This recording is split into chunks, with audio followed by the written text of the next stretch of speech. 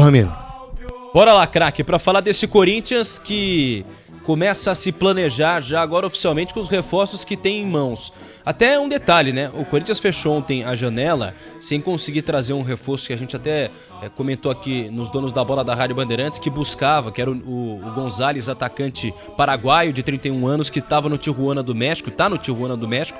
O Corinthians não conseguiu fechar por empréstimo, o que não significa que a janela acabou para o Corinthians, porque o clube ainda pode tentar contratar jogadores que estão livres no mercado.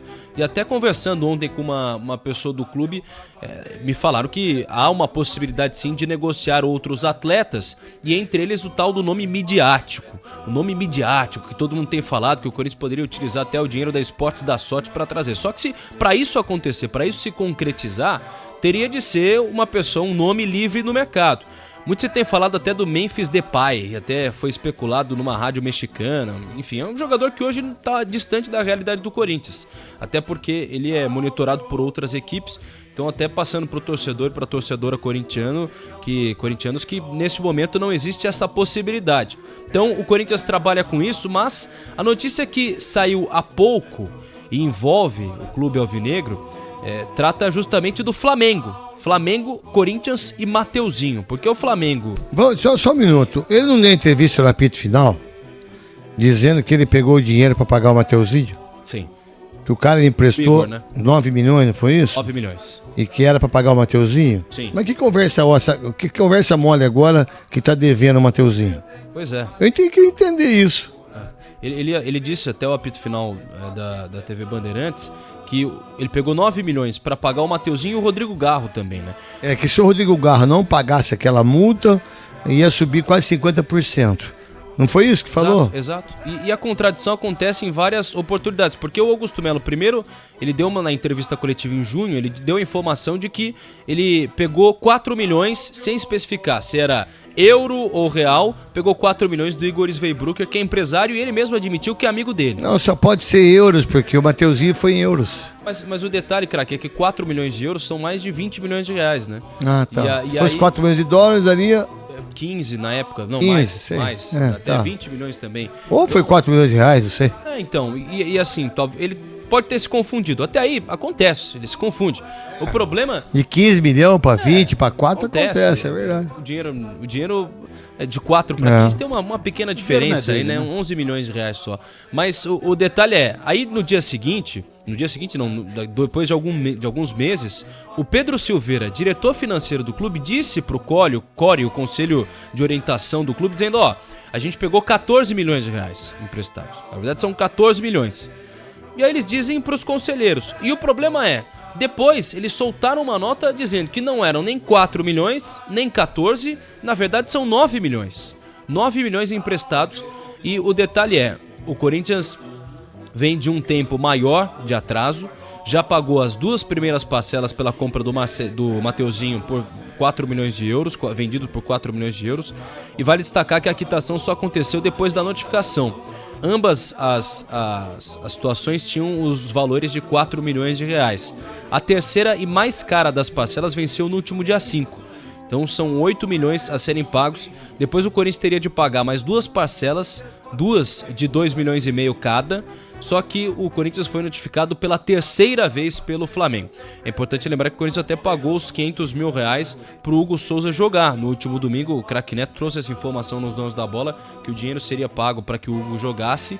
E ele foi pago, o dinheiro foi pago. Então o Corinthians... Na verdade é assim, o Flamengo fez um contrato esperto, né, que tá certo. Já sabia que o Corinthians jogava dia 1º de setembro contra o Flamengo. A multa é de 500 mil. Vocês pagam? Pagam. Só que você pode só comprar ele em 1º de outubro. São 2 milhões de euros. Desculpa. 2 milhões de euros. 2 milhões de euros. 1 milhão de euros. 1 milhão.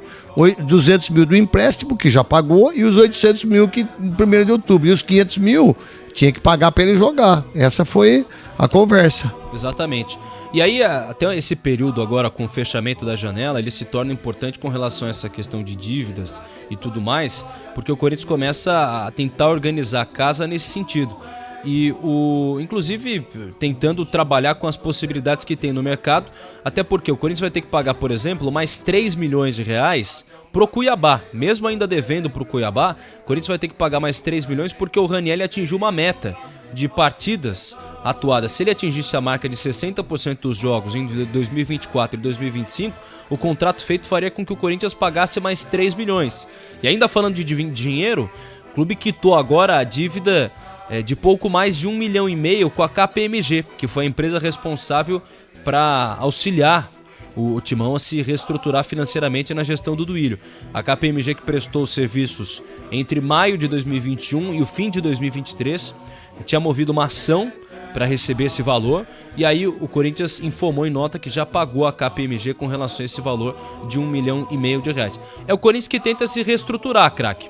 Em meio a tudo isso, o processo de impeachment que é movido contra o Augusto Melo, hoje uma nota divulgada até do movimento que se diz apartidário, mas é liderado pelo Mário Gobi, e eles soltaram uma nota dizendo que o Augusto Melo é um grande mentiroso e tudo mais, depois dos ataques que o próprio Augusto fez, e eles promoveram agora também até uma coletiva, vai ter uma entrevista coletiva na quinta-feira com um dos líderes do movimento.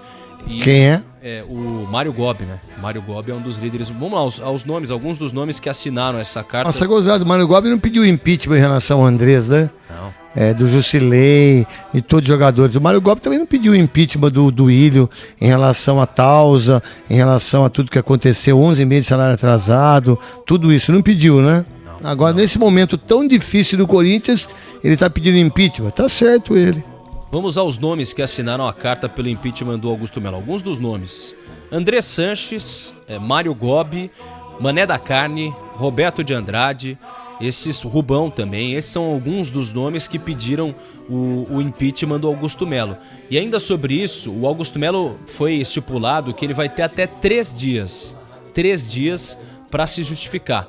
O Augusto Melo tem, 10 dias. Ele tem 10 dias para dar uma justificativa ao Conselho de Ética para, de alguma forma, tentar justificar isso nesse processo de impeachment, que, mais uma vez, é liderado pelo Mário Gobi, foi assinado pelo André Sanches, pelo Roberto de Andrade e também... Nossa, que maravilhoso, né?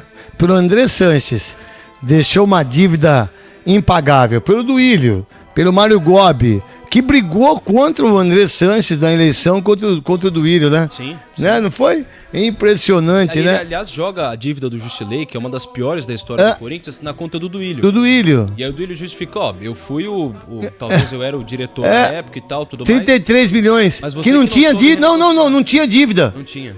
Era 50% do Jusilei, do J. Malucelli, 50% do Corinthians. Virou 33 milhões que tiveram que pagar pro J. Malucelli. Não tinha dívida nenhuma. Porque o detalhe é o seguinte, no contrato, o J. Malucelli falava assim, se vocês conseguiram uma proposta melhor do que tantos milhões, eu não me lembro agora os valores, vocês só precisam avisar a gente conseguiu uma proposta melhor e a gente vai vender o Jusilei para esse time por conta dos valores que não chegam. O Corinthians não enviou esse e-mail e aí criou uma dívida de mais de 30 milhões de reais por conta de um e-mail. Não, e-mail não, é que vendeu e ficou com o dinheiro, irmão. Sim. Ficou com o dinheiro. 50% é do Corinthians, 50% é do J. Malucelli. Mas aí não teve impeachment, né? Vamos lá então, são 18 horas e 57 minutos.